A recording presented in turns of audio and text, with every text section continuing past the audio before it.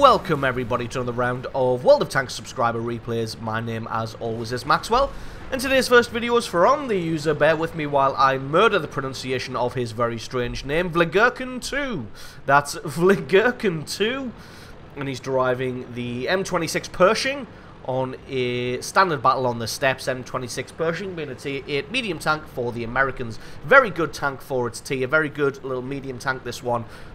I've had a lot of fun and a lot of success driving the Pershing. It's definitely better than its successor, the Patton, which you may have heard Fosh and well, all of us talking about on the live stream, that the Patton is the most painful stock grind possibly in the game. So anyway, Vligurkin going to be heading all the way over to this right-hand flank here, taking up an early position on the hill. Well, slightly up the hill, trying to get himself hulled down. This thing does have a nice big gun mantlet at the front there and decent turret armor, so it's able to turn aside quite a few shots. And he's just playing a little bit of footsie with this A44 here, neither one of them really wanting to go all the way around the corner and commit to an attack just about yet. But also trying to keep him in sight. Takes a hit from the Cromwell there that managed to sneak around on the right-hand side. He's not going to make that mistake again, as the artillery already starts to rain in. This A44 getting a little bit more adventurous now. Vligurkin spots KB1S in the background. Unfortunately, just ricochets on the turret of that one there. I think all the allies have had exactly the same plan at exactly the same time here, which is a unanimous fall back. Take up a different position. AMX 5100 crests over the hill, and that thing hasn't got fantastic turret armor, so he just takes a chunk of damage from Vligurkin there. And everybody just backing off as best as they can. AMX 5100 still out in the open, taking a few hits here. Does decide to drop back eventually with only 437 hit points left. This Cromwell getting way too adventurous here. I think he was tracked there, or just left himself out in the open for way too long. And he's still going to be pushing over the top of the hill there. Unfortunately, Vligurkin just missed. And now this IS-3 was pushed all the way up on this flank as well. So the Allies getting totally overrun here. And I'm not surprised, really, when you take a look at the mini-map. And I would say 80% of the Allied forces on that flank on the left-hand side. There's only himself, this Tiger P, and now this E25 has turned up. And that T-29 died pretty early on. So there aren't many of them left to defend this flank. And in fact, the T-25-2 is pushed all the way up the middle. And he's going to be having a mooch around inside the base here, trying to find who he can to have a shot at. But it looks like Vligurkin's in a lovely hull-down position here. And he's got the drop on this T-25-2, who's got no choice but to try and hide. I think he was maybe going to try and flank around behind the Allied team here, but instead he's just been caught out in the open, and he doesn't have any armor whatsoever. And Vligurkin's able just to take him out, no problem whatsoever. I'm very surprised that the right-hand flank hasn't totally pushed in yet. They have destroyed that T-25-2, that Tiger P. That's going to open the floodgates and allow them to come in. This E25 taking hits now, and he indeed goes down. And it's going to be up to Vligurkin to try and fend off and survive as long as possible. And indeed, everybody else probably should have fallen back with as much speed as Vligurkin did as the enemy team came flooding in. That was the only thing that saved his life. I mean, you can argue that he should have stayed on that flank and fought valiantly to the death with his allies, but then he would have been dead and unable to, number one, take out the T-25-2, and number two, be able to fire on the enemy team now as they move in. Not able to get any hits on that Tiger P, as let's face it, it's better to have an alive tank than a brave dead tank. Looks like this IS-3 is that? Yes. Looks like he's just wanting to push in here. And knows that the Allies don't have very many tanks on this side, and that's just because most of them went to the left-hand side, as they knows they got totally overrun there. And it looks like the Allies already starting a base capture here. Vligurkin takes a big hit in the face, but he gets one in reply against that IS-3 now. It looks like the Allied team is going for the base capture here. Some of them moving on to try and get those tank destroyers. Vlogurkin doing a fantastic job of firing and falling back over and over again. Can he get another good hit on this IS-3? Indeed he can. Goes for the track and takes that one out. Just got to wait for his gun to reload and see who the IS-3 decides to focus on, but instead he gets taken out by that M6 from the side.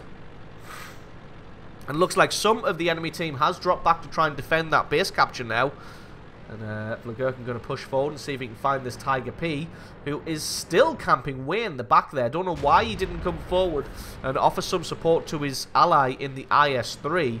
And as it was, his ally in the IS-3 just got caught out in the open. Fantastic shot on the move there. Very, very lucky for that one to land and do damage. You've got to be careful here that he doesn't get flanked around the side by this KV-1S, as he's only got 357 hit points. And that KV-1S would be able to take him out in a single shot.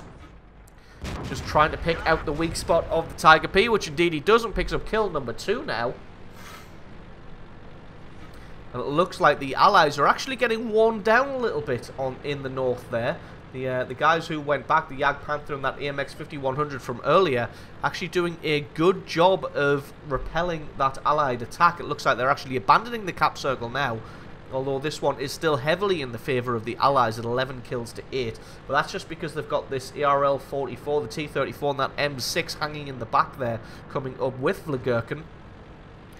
Still no idea if I'm pronouncing that right. It sounds a little bit strange to me. Gets a nice shot on the side of that Jagdpanther. Unfortunately, didn't do any damage.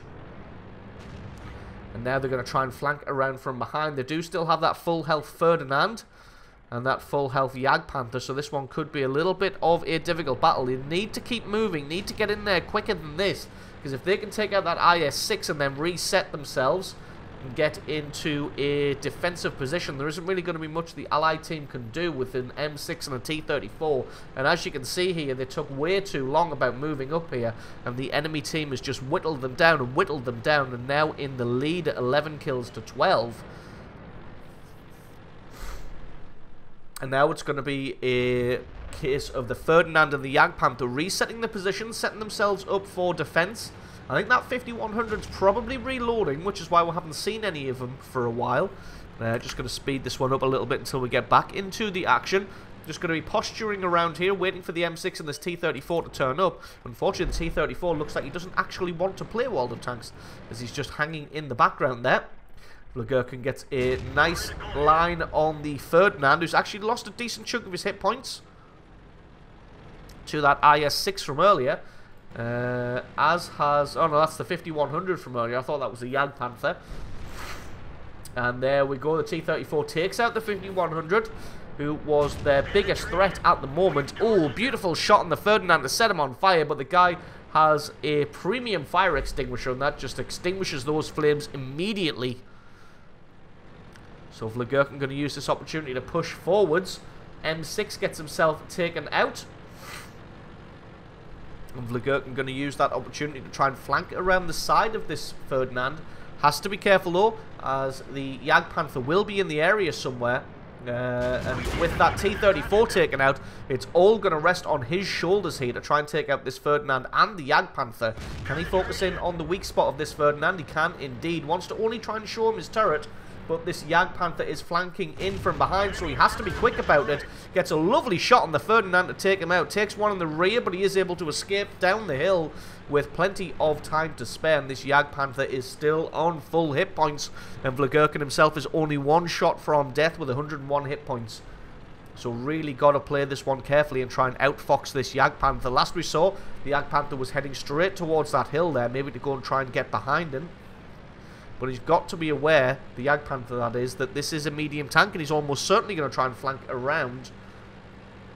No idea where he is. He may actually be down in the valley already. Vlogurkin going to try and take him on head on. Indeed, there he is. Tried to get a shot on his tracks, but not quite able to get that one. I think the Jagdpanther thought that the Pershing would just be running away to the top end of the map, so that is where the Jagdpanther has gone. Even if he didn't think that, he's probably just going to go up there just so that the Pershing can't get behind him.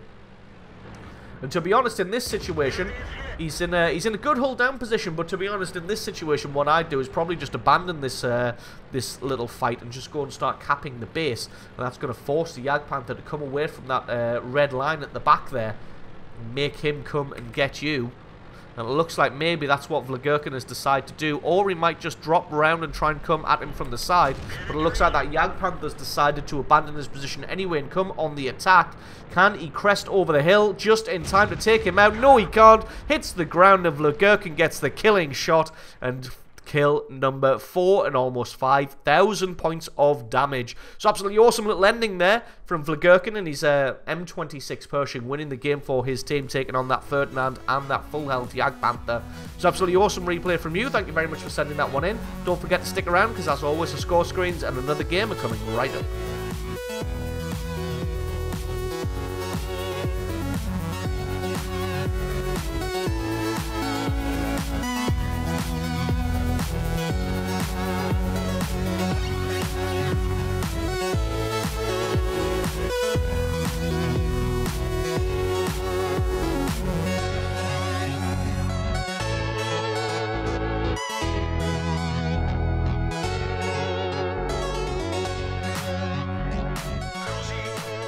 And our second replay of the day is from the user Georgie Patton 360.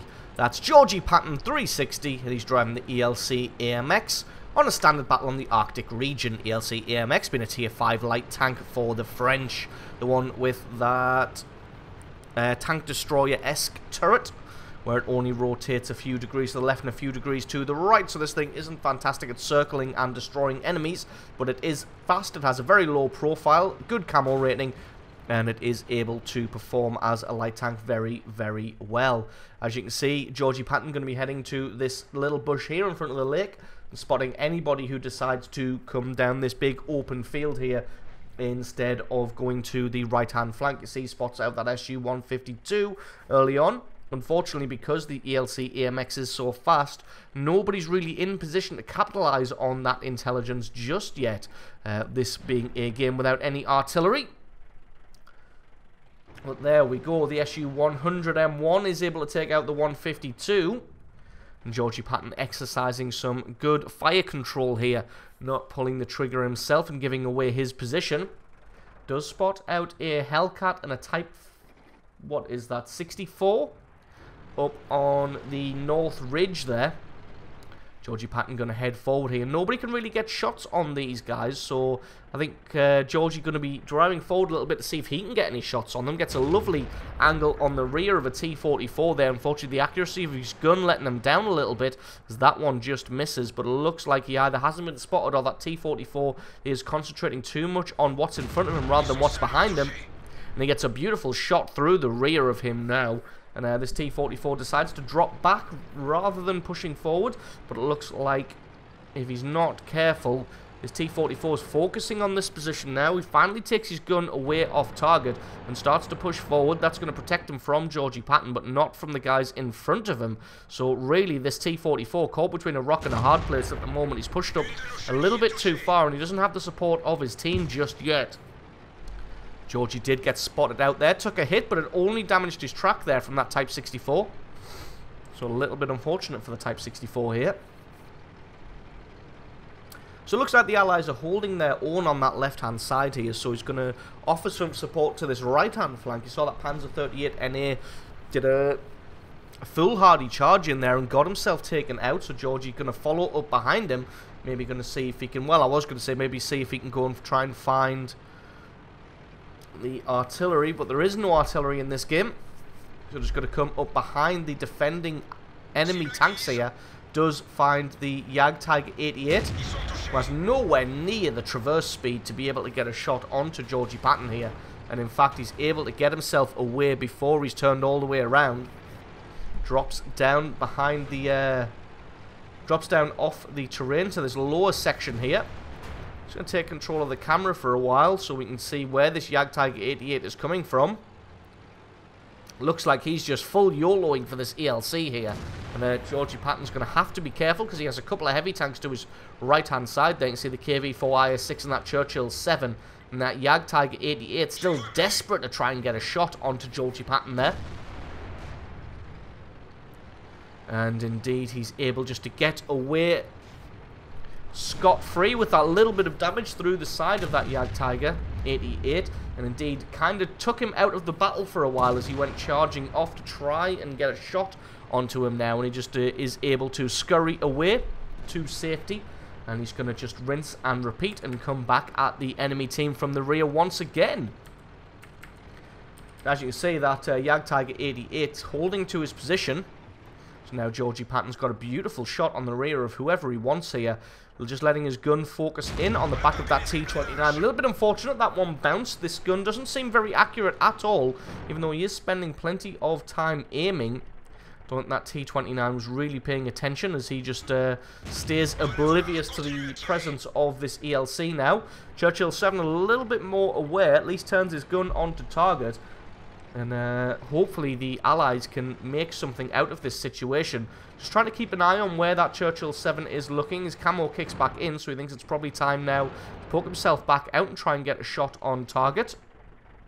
Churchill 7 has spun himself all the way around now, so if the Allied team can push forward, unfortunately they've still got the KV-4 T-29, that Jagdtiger 88 to contend with, and with that Churchill 7 focusing on this position, there's going to be no way that Georgie can get in there and do anything about it, so just decides to abandon his post now and going to head up towards the north. Actually going to spin around and see if he can maybe take out, maybe trying to make the Churchill 7 think that he's going to be heading all the way away, but instead just loops around, waits for his camo to kick back in, and then heads forward. Gets a lovely shot on the Churchill 7 there, who tries to have one in reply but misses. Long reload of the cannon on the ELC AMX makes this a difficult fight. T-29 comes steaming around the corner now and gets a massive, massive hit. Georgie just unfortunately misses that Churchill 7. Thanks to the speed he was driving, and again, he's going to have to drop down to the lower section here in an effort to try and keep himself alive. The T-29 decides that he's going to have to go back and try and take out the Allied team who are moving in on their position. This Churchill 7's having none of it, and he's going to try and come for this ELC. But the ELC is lying in wait for the Churchill 7 to make a mistake. Churchill 7 tries to flank around the side. And Georgie just going to keep moving here, not present an easy target for himself. Churchill 7 has his shot and misses. Georgie doesn't think he can get back up in time. Churchill 7 just decides to try and ram and take him out, but he gets shot in the face, and that is curtains for him. But just when he thinks things can't get any worse, a Jagdtiger 88 and a KV-4 appear from the rear. Both of them have a shot, and both of them miss now. And Georgie Patton 360 going to use this opportunity, doesn't need an invitation, and he's going to run the hell away. Going to use this rock as cover here, and this is going to just delay these tanks here long enough for his allies to turn up. The SU-100M1, T-29, that IS-6 from the center of the map have arrived now, and they're going to be taking hits in the front. And you can see this Jagdtiger 88 again caught between a rock and a hard place. He can't turn to try and get Georgie Patton without presenting his side and rear armor to the enemy team, or the allies in this case, but he's doing it anyway. And Georgie gets a beautiful shot through the lower glacis of the Jagdtiger 88 here. And I have no idea what he's doing here. He's just trying to get into a turn fight with the ELC AMX, and that's not really a fight he's going to win. Trying to run away now. Georgie has a shot and misses that one just a little bit too quick on the trigger. Going to try and lure the Jagdtiger 88 into dropping off into the ice, but he's having none of it. Does miss his shot now, and Georgie takes his opportunity, takes him out, and that's kill number 2, and that leaves just this KV-4 and a T-29 up at the base. KV-4 desperately trying to reverse, but he is unable to make it out of there, and that just leaves this T-29 now, and Georgie Patton going to be heading up and flanking around behind him. This T-29's trying to duel with this IS-6. It looks like he may have the best of this one. Does have more health. Georgie takes a quick snapshot on the move and misses that one, unfortunately. Hopefully he can spend a little bit more time aiming this one and not miss. And the T-29 just rocking forwards and backwards, but he's going to take a shot in the side here. And this IS-6 going to be dueling with the T-29, but Georgie's got to be careful here. So as soon as that T-29 takes out the IS-6, that only leaves him with his SU-100M1, and he is determined to go for a base capture for some reason. And somebody just raging in the chat there for some reason. And the T-29 deciding to ignore this ELC. And that's not a bad choice so far, as he's only managed to land 1 damaging hit so far. Make that 2. And if the T-29 can take out this Su-100M1, he's going to have a pretty easy job of taking out an ELC AMX with 50 hit points. His cannon is loaded now. Got to hopefully count on the fact that that T-29 is looking at the base. Nope, he's looking at the ELC, so Georgie just rushed that shot a little bit. And I think the T-29 is going to have a faster reload than Georgie Patton 360 here, and this one is getting pretty tense. He's going to allow his gun to close in. Again, misses another shot. The accuracy not fantastic on this cannon here, but it looks like the T-29 is focusing completely on the Su-100M1 here, as he is 2 seconds from a base capture. 1 second, and there we go. That is GG and the base capture for the Allied team. Everybody having a pretty good game there. Georgie Patton 360 just absolutely trolling the enemy team in that right-hand flank there. Only scored himself 2 kills, but gets a nice 2,000 points of damage. And like I said, just absolutely trolled the enemy team on that right-hand southern flank there. So awesome replay from you. Thank you very much for sending that one in. Don't forget, guys, if you've got yourself a good replay, then please send that into replay@screenreality.com. Link for that is in the description. If you enjoyed this video, found it useful, informative, you learned something, or you just enjoyed it, then consider hitting that like button and that subscribe button, because there's a lot more World of Tanks content to come in the future. I've been Maxwell, this has been World of Tanks, and I will catch you guys next time.